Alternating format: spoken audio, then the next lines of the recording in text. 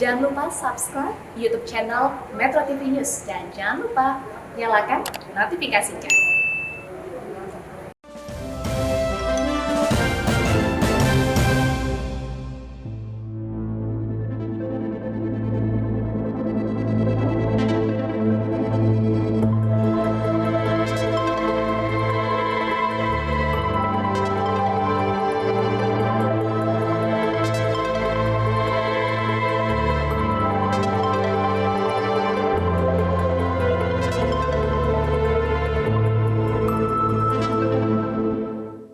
Ancaman pandemi gelombang ketiga tampak makin nyata di depan mata. Pekan ini Indonesia mencatatkan 2 pasien positif Omikron meninggal dunia.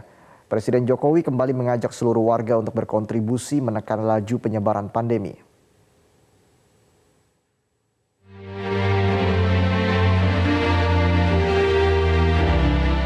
Penyebaran varian Omikron di Indonesia terus melaju sejak pemerintah resmi mengumumkan temuan kasus pertama pada pertengahan Desember lalu. Sebulan berlalu, kasus Omikron pun kini telah menembus lebih dari 1.000. Belajar dari pengalaman negara lain, pemerintah memprediksi puncak gelombang Omikron akan terjadi sekitar bulan Februari atau Maret. Beberapa negara sudah mengalami puncak dari kasus Omikron. Jadi tergantung kita melihatnya dari mana. Indonesia pertama kali kita teridentifikasi adalah pertengahan Desember, tapi kasus kita mulai naiknya di awal Januari. Nah, antara 35 sampai 65 hari akan terjadi kenaikan yang cukup cepat dan tinggi. Itu yang memang harus dipersiapkan oleh masyarakat. Dinamika pandemi terus menjadi perhatian Presiden Jokowi. Pekan ini, Presiden kembali mengajak seluruh warga Indonesia untuk berkontribusi menekan laju penyebaran pandemi. Saat ini kita sedang mengalami tren kenaikan kasus COVID yang disebabkan oleh varian Omikron. Oleh sebab itu, kita semua harus mewaspadai tren ini. Namun, tidak perlu bereaksi berlebihan. Berhati-hati perlu, waspada perlu. Tapi jangan menimbulkan ketakutan dan jangan menimbulkan kepanikan. Berbagai studi termasuk laporan WHO menyebutkan varian Omikron memang lebih mudah menular, namun gejalanya lebih ringan. Pasien yang terinfeksi varian ini umumnya pulih tanpa harus dirawat di rumah sakit. Tapi sekali lagi, kita harus waspada, jangan jemawa dan jangan gegabah. Oleh karena itu, jika Bapak, Ibu, dan saudara-saudara sekalian tidak memiliki keperluan mendesak, sebaiknya mengurangi kegiatan di pusat-pusat keramaian. Dan untuk mereka yang bisa bekerja dari rumah, work from home, lakukanlah kerja dari rumah. Dan saya juga meminta untuk tidak bepergian ke luar negeri jika tidak ada urusan yang penting dan mendesak. Bila wabah corona kembali merajalela, berarti pembatasan kegiatan masyarakat harus kembali diperketat. Dampaknya, ledakan kasus varian Omikron berpotensi mengganggu pemulihan ekonomi Indonesia. Meskipun kinerja ekonomi sektor real terus membaik, tetapi kita harus tetap waspada terhadap perkembangan pandemi COVID-19, utamanya varian Omikron, dan juga dinamika ekonomi global yang penuh ketidakpastian. Menurut Satgas COVID-19, kasus corona melonjak 5 kali lipat sejak awal tahun. Berbagai sektor telah 100% dilonggarkan, namun tak tertutup bakal kembali mengalami pengetatan. Sejak awal tahun ini misalnya, pemerintah mengizinkan 100% kegiatan perkantoran. Begitu pula dengan sektor pendidikan. Walau klaster sekolah terus bermunculan, pembelajaran tatap muka 100% tetap berjalan. Mobilitas keluar masuk Indonesia juga tidak dihentikan. Pemerintah bahkan memangkas aturan masa karantina pelaku perjalanan luar negeri yang baru tiba di Indonesia. Dari sebelumnya 10 hingga 14 hari, kini masa karantina cukup 7 hingga 10 hari. Menghadapi potensi ledakan kasus Omikron, pemerintah mengimbau masyarakat untuk mengambil langkah-langkah pencegahan. Kami menghimbau kalau di kantor tidak perlu 100%, ya tidak usah 100% yang hadir. Jadi diatur saja, melihat situasinya apakah dibikin 75% untuk 2 minggu ke depan. Itu saya kira bisa dilakukan asesmen oleh kantor masing-masing.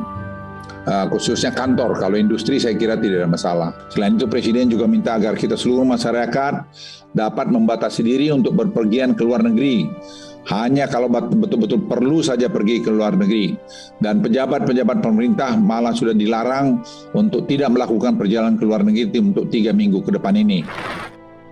Sejak awal tahun ini, Presiden Jokowi telah meminta birokrasi melakukan mitigasi gelombang ketiga pandemi. Presiden juga menyoroti sejumlah kasus pelanggaran karantina karena serbuan varian Omikron dibawa oleh mereka yang datang dari mancanegara. Sudah terjadi transmisi lokal kasus Omikron, sehingga prosedur mitigasi harus betul-betul kita siapkan. Apalagi kita memasuki tahun baru dan di bulan Januari seluruh sektor sudah bergerak. Jangan ada lagi dispensasi, apalagi yang bayar-bayar itu kejadian lagi. BIN, Polri, yang menyangkut urusan karantina, nggak betul-betul diawasi betul. Wakil Presiden juga menyoroti kasus pelanggaran karantina karena berpotensi memicu ledakan wabah corona. Tidak boleh ada lagi dispensasi. Tentunya yang terindikasi masuk itu karantina untuk mencegah ya pengembangan, dan karena sudah mulai ada transmisi lokal, maka kita daerah-daerah sudah harus mengantisipasi ya untuk terjadinya penularan itu. Karena ini diindikasikan ada Surabaya di mana juga sudah ada transmisi lokalnya. Jadi ini kita sudah melakukan berbagai antisipasi. Pengalaman menunjukkan, sekedar imbauan biasanya tak mampu membawa perubahan. Penegakan protokol kesehatan harus melalui pemaksaan hingga pemberian hukuman. Namun Presiden Jokowi meyakini semangat gotong royong menjadi kunci saat bangsa Indonesia menjinakkan gelombang kedua wabah corona. Bila seluruh warga berkontribusi, kita boleh berharap dapat segera mengakhiri pandemi. Kenapa kita bisa menurunkan drastis dari 56.000 ke angka 100-an? Itu karena kita memiliki yang namanya gotong royong. Pancasila kita ada di situ. Negara besar tidak memiliki. Mereka tidak mempunyai bahwa rakyat di desa, rakyat di RT, rakyat kita di RW mau memberikan rumahnya untuk isolasi, untuk karantina. Yang berpunya mau memberikan sembako kepada yang baru kesusahan karena pandemi. Dan itu saya lihat betul. Implementasi dari Pancasila itu ada. Masih kuat sekali kegotong royongan kita.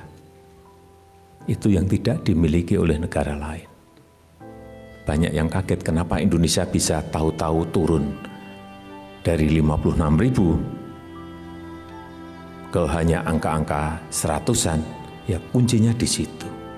Semuanya bergerak. Pemerintah pusat, pemerintah daerah, TNI, Polri, organisasi-organisasi rakyat, perangkat kita yang sampai ke bawah semuanya. Pemirsa, Presiden menyebut UMKM memiliki peran strategis dalam pemulihan ekonomi pasca pandemi. Dukungan terutama diberikan melalui kemudahan pengucuran modal bagi UMKM. Informasinya sesaat lagi.